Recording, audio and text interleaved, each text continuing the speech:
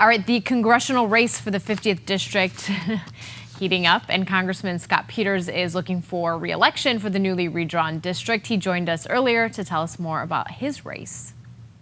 I think people now know that I'm working really hard for San Diego in Washington, D.C., and I'll run against whoever they put up against me. Election's a choice between two people. It's always very healthy. I like the gentleman running against me. I've met him.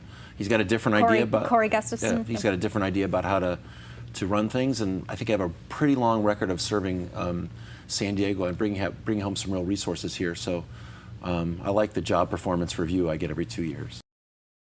Well, there you go. What did he call you, Corey? A nice fine guy? Gentleman, a fine gentleman. No, I think it was future congressman. Well, you know, some of us just hear what we want to hear. That's right. Well, we appreciate you being here. Of course, that is your opponent. You are vying for the 50th congressional district. First of all, thanks for being here. Second of all, for people who are not familiar with you, can you kind of give us a little recap of your background? Because this is your kind of first foray. Yeah, that's right. I'm a small business owner. I own co-founder of Dogleg Brewing Company in Vista, California. I'm a lecturer in political science, lifelong San Diegan, and I'm getting married in about 3 weeks' time, November 4th, to another lifelong San Diegan, Catherine. So how stressed are you to be running for and then also trying to get married? Well, luckily my fiance is also a wedding planner, so that's really helping us out there. Wow. But as I like to tell everybody, I'm going to be a winner no matter what. That week. Well, that's true, because there you go. So hopefully no tears on your wedding night, right? So you say you entered this race because, quote, our country is headed in the wrong direction. Can you elaborate on that? I mean, everybody says that, right? If you're running against incumbents, that's true. But specifically why I'm running is because Scott Peters votes 100% of the time with the Biden administration, not 99.9% of the time, but 100% of the time. And I think representation is not about representing a political party, but rather the people. And so when you have a partisan voting record like that, I think that that's a disservice to our constituents. And I can promise you, when I'm elected to Congress, I won't be a Republican congressman or a Democrat congressman, but a people's congressman. And that's why we created our On Your Side agenda, where we list what we want to do and fight for people in an optimistic way to actually help people through the cost of living crisis. That was exactly my next question to you, for you to elaborate on that agenda. So really the bulk of that is geared towards the cost of living. It's just everything's too expensive here. That's right. And so I remember that fellow years ago, one of the big first YouTube sensations, the rent is too damn high guy. Well, that guy would have a field day right now. Gas is too high, rent is too high.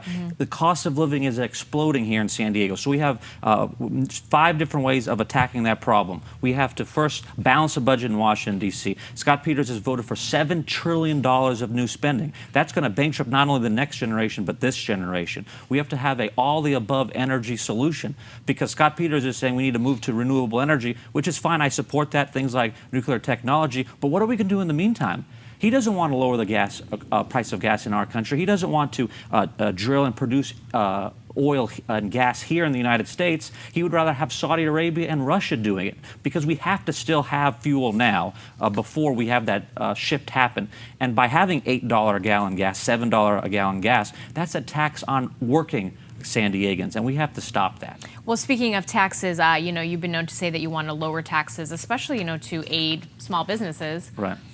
Well, absolutely. I believe that unlimited government. I believe that money in the hands of individuals is better spent than by the federal government. The federal government wastes money. We see it all the time. When we talk about the IRA bill, the Inflation Reduction Act, which has nothing to do with inflation, but rather is a liberal spending wish list that Scott Peters voted for, you have failed policies like Solyndra and all these terrible things that happen when the federal government tries to pick and choose winners and losers. What we want to do is empower individuals to control their own destiny. And you can do that by letting them keep their own money, because they know how to spend their money better than the federal government. If elected, what would you do about crime or homelessness issues? Number one, we have to support the police, right? I mean, you have so many people out in our country right now who are yelling about defunding the police. I think that's absolutely terrible. And a vote for my opponent keeps his party in power. Again, there's no difference between the Biden administration and Scott Peters, with 100% of the time voting the same way. So if you want change in Washington, D.C., if you want to move the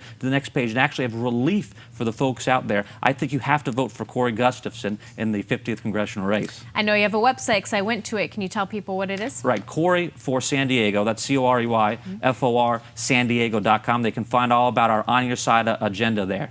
Okay, Corey Gustafson, again, candidate for the 50th Congressional District, running against Scott Peters and getting married. And, you know, All the above. God bless your wedding planning wife for That's right. dealing with all this as well. I'm a lucky guy. We appreciate your time. Franzella.